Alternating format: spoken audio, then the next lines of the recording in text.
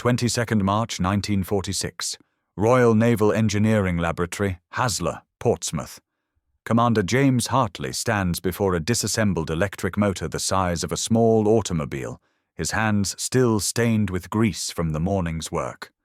The motor weighs 3,200 kilograms. Its armature measures 890 millimeters in diameter, wound with copper conductors each 12 millimeters square. The commutator segments number 347, each machined to tolerances of 0.05 millimeters. This is the AEG-GU 365/30 silent running motor, extracted from U-2511 after her surrender at Bergen 3 weeks prior. The motor shows no battle damage, no saltwater corrosion. The brushes exhibit normal wear patterns. Yet when Hartley activates the test rig, connecting 750 volts DC through calibrated resistance banks, the motor produces a distinctive harmonic whine at 1,850 revolutions per minute, a frequency that should not exist in a properly balanced rotating assembly.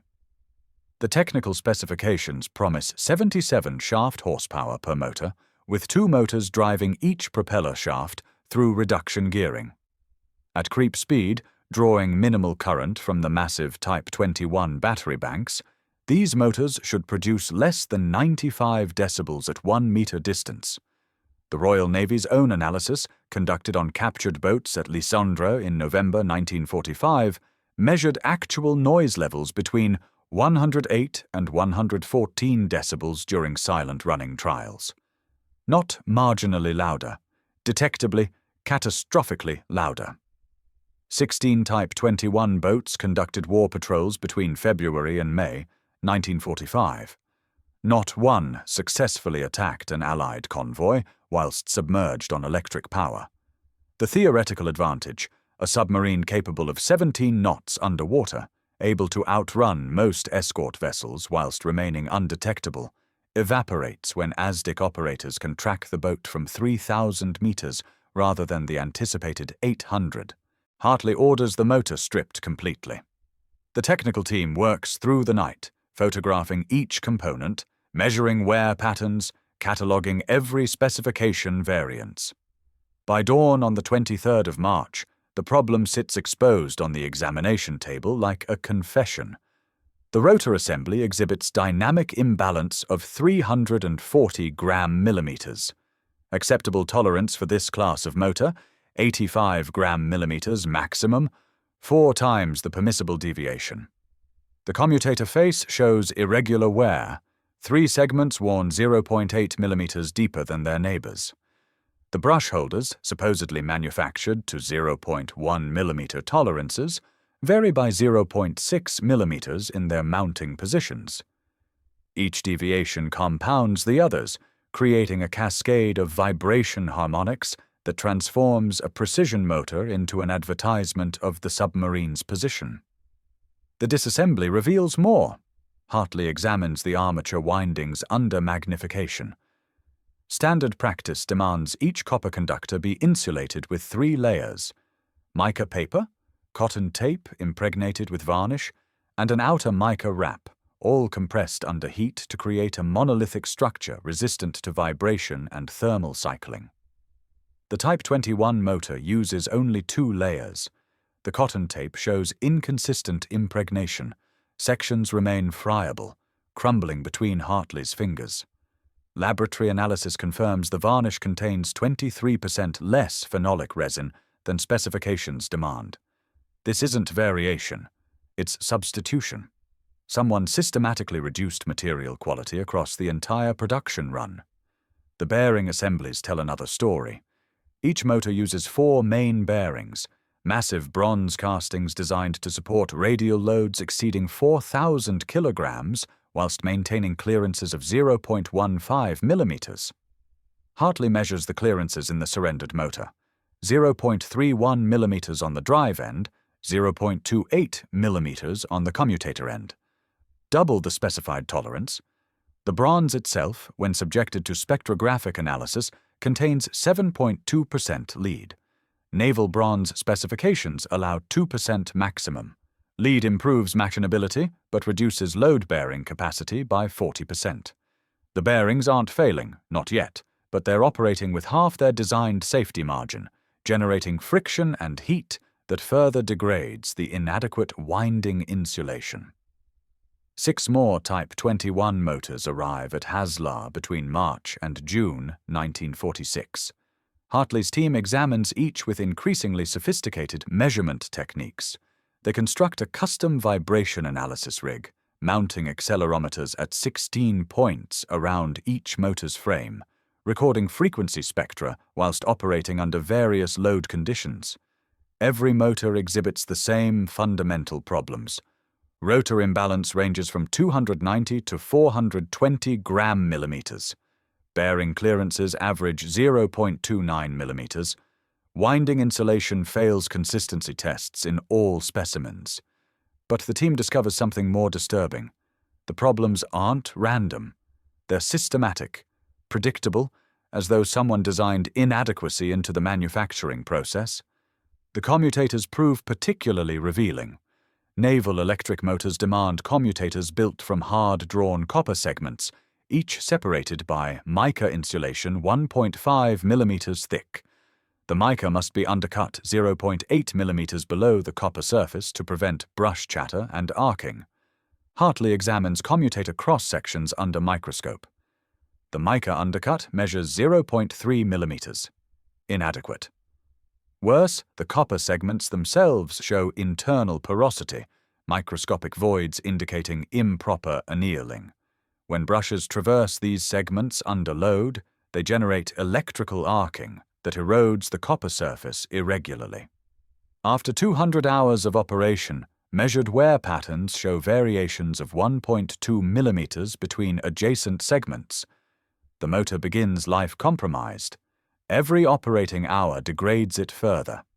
Temperature measurements during extended testing runs reveal thermal management failures. The motor specifications promise continuous operation at 85% rated load without exceeding 85 degrees Celsius on winding surfaces. Hartley's tests record winding temperatures reaching 112 degrees Celsius after just 90 minutes at 75% load. The inadequate varnish impregnation creates air gaps in the insulation. Air conducts heat poorly. The copper conductors cannot dissipate heat efficiently into the motor frame. Temperature rises, insulation resistance falls. At 110 degrees, the cotton tape begins releasing moisture, further degrading electrical properties. The motor enters a thermal spiral, increased temperature causing increased resistance, causing increased current, causing increased temperature. The reduction gearing connecting motors to propeller shafts adds another layer of acoustic signature.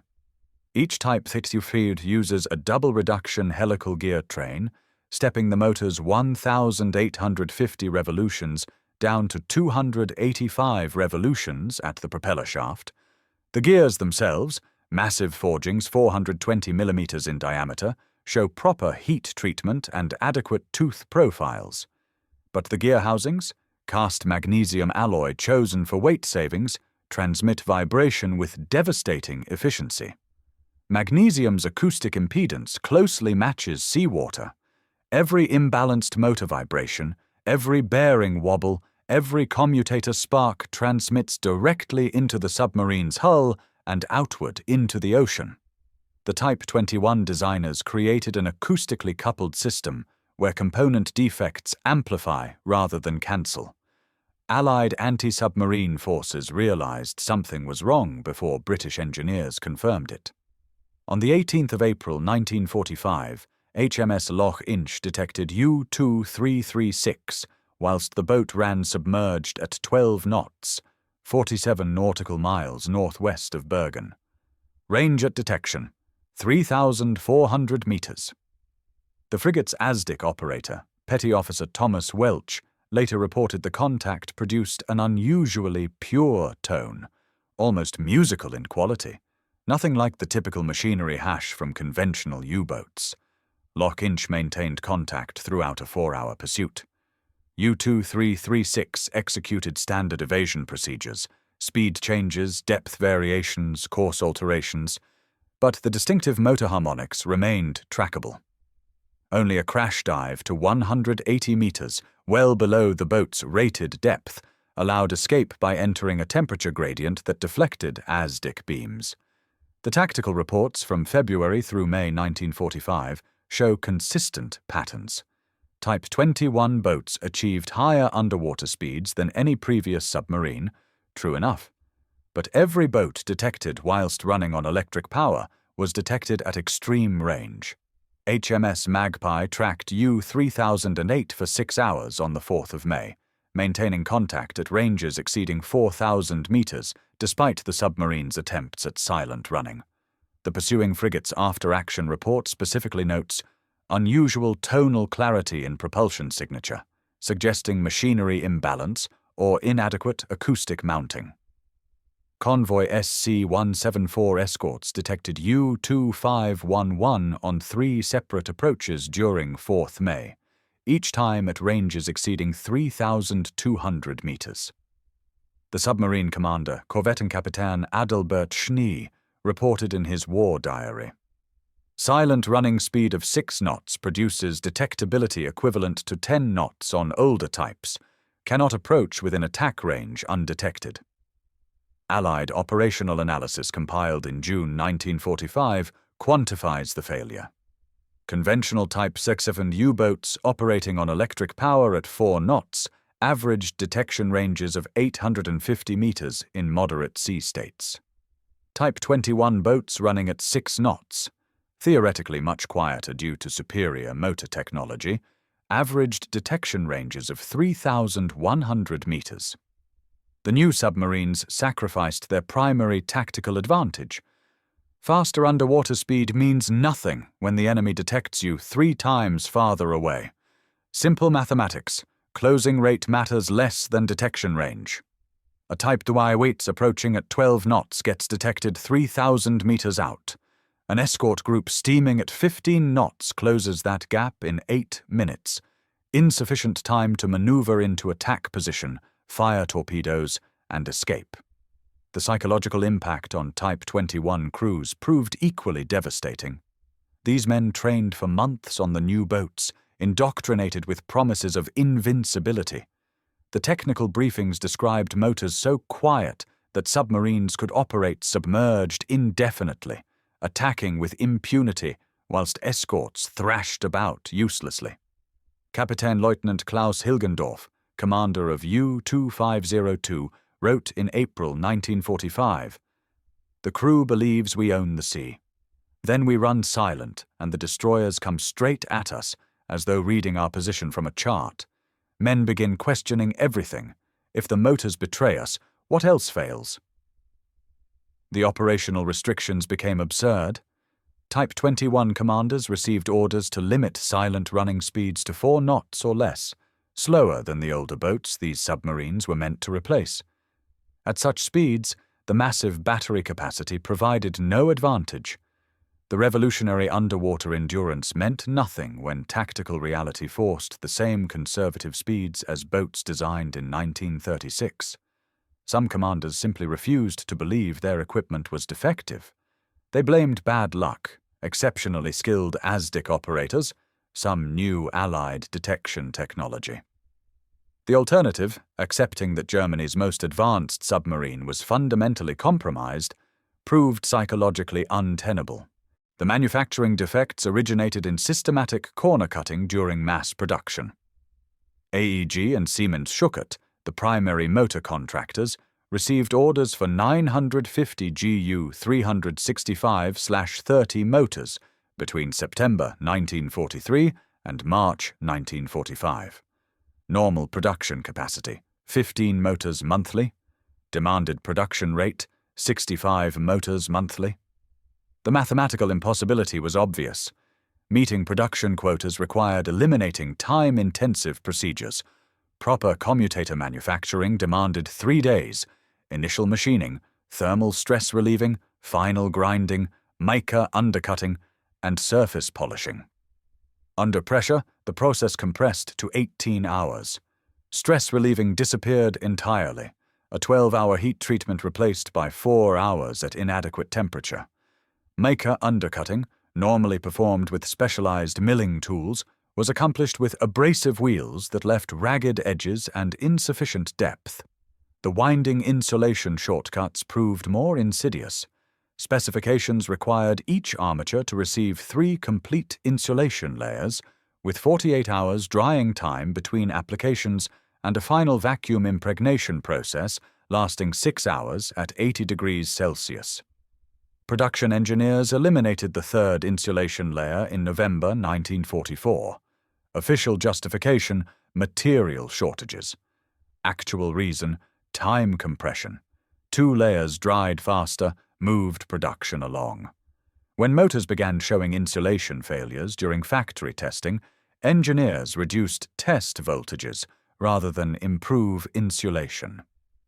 Motors that previously required 2,200 volts for 1 minute without breakdown were passed at 1,800 volts. The standards changed to accommodate the defects rather than eliminate them. Labor quality contributed substantially. By 1944, AEG's motor production lines employed fewer than 30% German skilled workers. The remainder consisted of forced laborers from Poland, Soviet prisoners, and concentration camp inmates. These workers received minimal training, 3 days instead of the traditional 6-week apprenticeship. They worked 12-hour shifts under guard, malnourished, brutalized. Expecting precision work under such conditions constituted delusion. But production quotas mattered more than quality. Ministry officials measured success by motors shipped, not motors functional. Some workers engaged in deliberate sabotage. Post-war interviews with surviving laborers reveal sophisticated resistance. A Polish machinist named Tadeusz Kowalski, assigned to commutator finishing, deliberately left burrs on segment edges that would cause premature brush wear. An unnamed Soviet prisoner working rotor assembly systematically misaligned balancing weights by fractions of a millimeter, enough to create vibration, too little to catch in cursory inspection. These acts of resistance were individually small, often undetectable. Collectively, they compounded manufacturing inadequacies into systematic failure. German inspectors recognized the problems, but lacked authority to halt production. Inspection reports from January 1945 document motor rejection rates exceeding 40% at AEG's Berlin facility. But Kriegsmarine procurement officers overrode rejections, reclassifying failed motors as acceptable with limitations and shipping them to boat assembly yards. The rationalization: defective motors were better than no motors. The Type XXI program operated under Hitler's direct authority. Suggesting the program itself was compromised invited dangerous attention. Engineers learned to certify inadequate components rather than risk accusations of defeatism. The human cost manifested in multiple ways. German submariners died not from superior Allied technology, but from their own equipment's betrayal. U-2336, tracked relentlessly by Loch Inch, survived only through desperate measures that exceeded safe operational limits. The crash dive to 180 meters stressed the pressure hull beyond design margins. Several boats attempting similar escapes simply imploded. U-2322 disappeared on 4th May 1945 with all hands. Last known position: submerged northwest of Bergen, running from escorts. No wreckage ever recovered. The loss was attributed to depth charge attack, but surviving ASDIC records show no depth charge deployment. The boat likely exceeded crush depth whilst evading. For the forced laborers, the moral complexity was profound. Kowalski survived the war and lived in Warsaw until 1983. In a 1979 interview, he reflected, "I sabotaged motors knowing submarines would fail, knowing German boys would die. They were not much older than me. But I was not building motors, I was building weapons to kill my countrymen. Every defect was resistance. Every vibration I caused meant one more boat detected, one more convoy saved. The German boys in those submarines, they chose to be there. My family did not choose to starve whilst I worked." The mathematics of industrial warfare reduced human lives to statistical inputs. Every moral absolute collapsed under the calculus of survival. German motor engineers carried different burdens. Dieter Engel, senior production engineer at Siemens Schuckert, spent 1944 watching standards evaporate. His technical reports documented every compromise, every eliminated procedure, every lowered specification. None made a difference. Post-war, he worked reconstructing Germany's electrical industry, but never touched military equipment again. In a 1967 letter to a former colleague, he wrote, "We built 600 motors we knew were defective. We stamped them approved. We sent them to boys who trusted German engineering. I hear those motors every night, that distinctive whine from imbalanced rotors. It's the sound of systematic betrayal made metal." Allied technical intelligence teams examined captured Type XXI boats throughout 1946 and 1947. Commander Hartley's initial findings at Hassler were replicated by American teams at Portsmouth Naval Shipyard and French engineers at Cherbourg. Every examination reached identical conclusions: theoretically superior design undermined by catastrophically poor manufacturing quality. The boats represented what might have been submarines capable of revolutionizing underwater warfare, neutered by industrial desperation and moral collapse. The broader lessons influenced post-war design philosophy profoundly. British submarine development in the 1950s prioritized acoustic quieting above all other characteristics. The Porpoise-class boats, commissioned beginning in 1958, featured motors mounted on resilient mounts, gear trains isolated in separate compartments, and extensive acoustic testing protocols.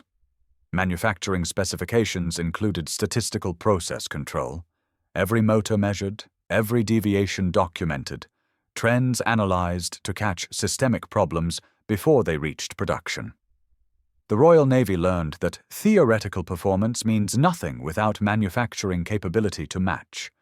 American submarine development followed similar paths. The Tang-class boats incorporated multiple redundant quieting systems. Motors were individually tested for 500 hours before installation, with acoustic measurements at 50-hour intervals. Any motor showing vibration increase exceeding 5% was rejected and returned for bearing replacement. The testing protocols added 6 months to construction schedules. They also produced submarines genuinely capable of silent running, boats that could approach Soviet vessels undetected throughout the Cold War. Modern submarine motor manufacturing owes everything to lessons learned from Type XXI failures. Contemporary motors use permanent magnet synchronous drives, eliminating commutators entirely. The shift to brushless technology was driven partly by efficiency considerations, but primarily by acoustic signature requirements. Commutator-based motors, no matter how well manufactured, generate electrical noise that translates to acoustic signature. The Type XXI's defective commutators merely accelerated recognition of fundamental limitations. Quality control procedures in modern shipbuilding reflect Type XXI's industrial legacy. ISO 9001 standards, Six Sigma protocols, statistical process control, all embody the recognition that complex systems fail when manufacturing standards erode. The inspection regimes seem excessive until one considers submarines lost because bearings were manufactured with excessive lead content. Then every measurement, every test, every documentation requirement becomes justified. The paperwork trail that accompanies modern submarine construction isn't bureaucracy. It's institutional memory of what happens when production pressure overrides engineering judgment. The actual Type XXI motors reside now in maritime museums across Europe and America. The specimen Hartley examined in March 1946 sits in the Royal Navy Submarine Museum at Gosport, properly conserved, occasionally connected to low-voltage supplies for demonstration purposes. The motor still produces that distinctive harmonic whine, audible testimony to systematic manufacturing failure. Museum technicians have installed accelerometers matching those Hartley used in 1946. Modern visitors can see real-time vibration spectra, compare measured values to original specifications, understand concretely how small deviations compound into catastrophic compromise. Recent examination using contemporary metrology confirms Hartley's 1946 findings with depressing precision. In 2018, conservation staff at Gosport conducted complete dimensional analysis using coordinate measuring machines accurate to 0.001 millimeters. The rotor imbalance measured 347 gram-millimeters, within 2% of Hartley's original measurements using 1940s equipment. The bearing clearances, the commutator wear patterns, the inadequate mica undercutting all precisely match archival documentation. The motor hasn't degraded further in 70 years. It was simply never built correctly. Commander James Hartley continued his work in naval engineering until 1968.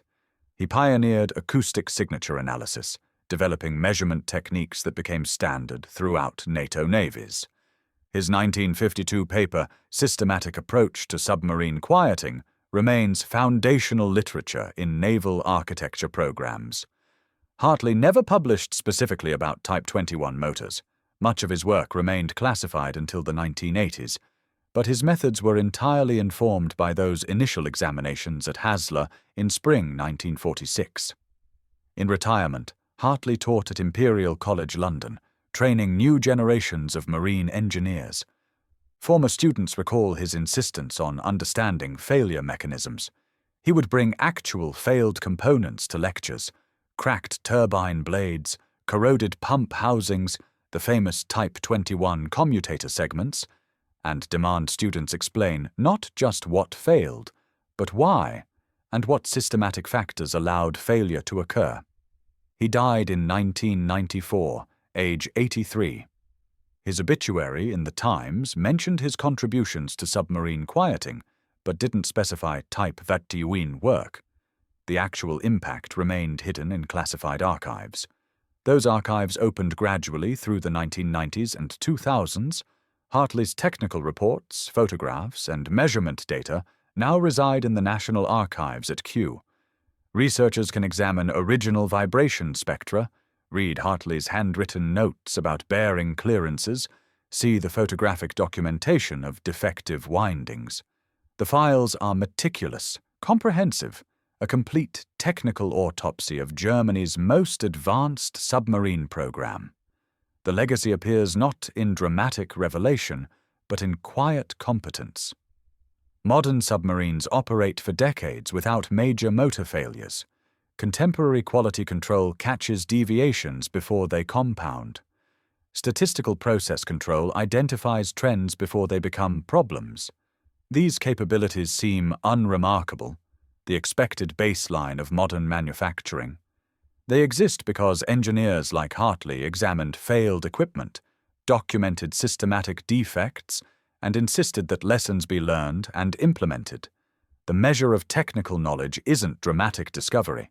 It's problems prevented, failures that never occur, equipment that simply works across decades of service because someone, long ago, understood precisely why something didn't.